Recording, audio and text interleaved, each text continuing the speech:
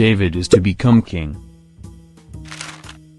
Saul didn't obey God's commands completely, and as a result of his rebellion Samuel told him that God had rejected him as the king over Israel. Samuel told Saul that God had found a man after his own heart that he had chosen to be the leader over his people.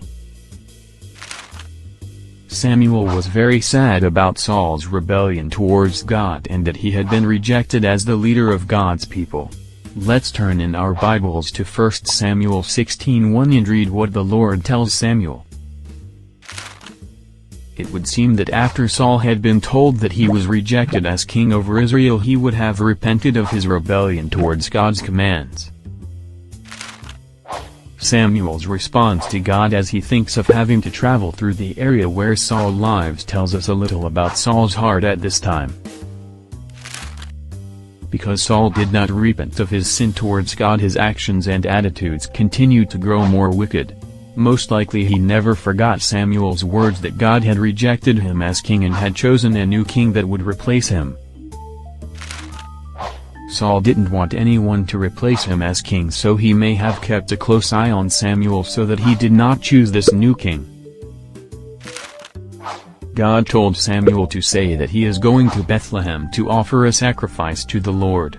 Samuel was God's servant and offering sacrifices was part of his job.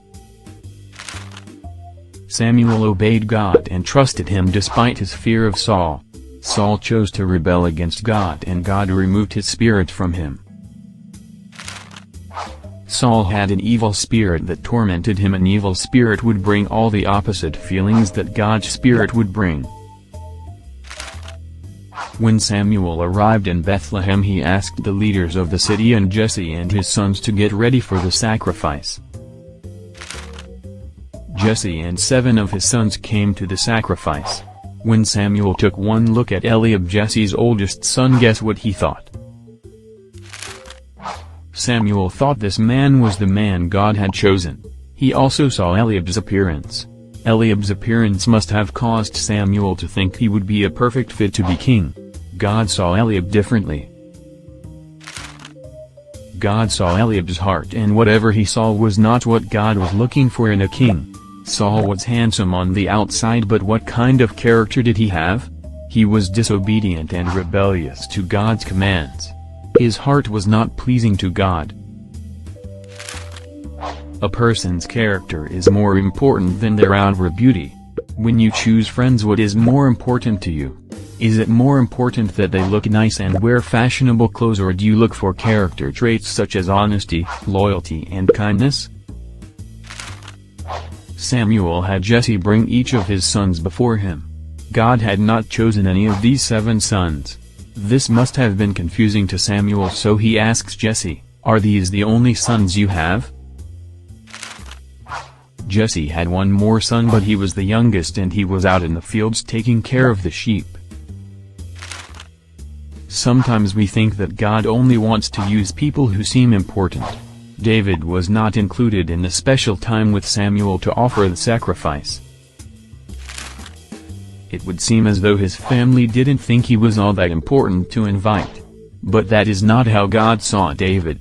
Remember, he could see David's heart. Samuel wanted someone to go and get David from the field and bring him to the sacrifice. He said they would not start until he arrived. David was in the field tending sheep and had no idea that on this very day he would be chosen to serve as Israel's king. When you were given an assignment or a chore, how would others describe how you do it? Would they say you faithfully worked on the task you were given, or were you distracted by other things or just being lazy? God chooses servants to work in his kingdom who are faithful with whatever task they are given to do. David was brought before Samuel. When Samuel put oil on David's head in the presence of those who were at the sacrifice, they were witnesses that David was chosen to be the king of Israel. This did not mean that David would take over the kingdom immediately, but in God's timing David would be the next king.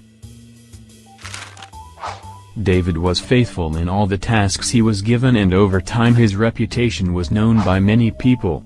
As a result of having a good reputation in Bethlehem, he was chosen to be king by God. David continued to live his life as he had before, faithfully serving as a shepherd until God told him to do otherwise.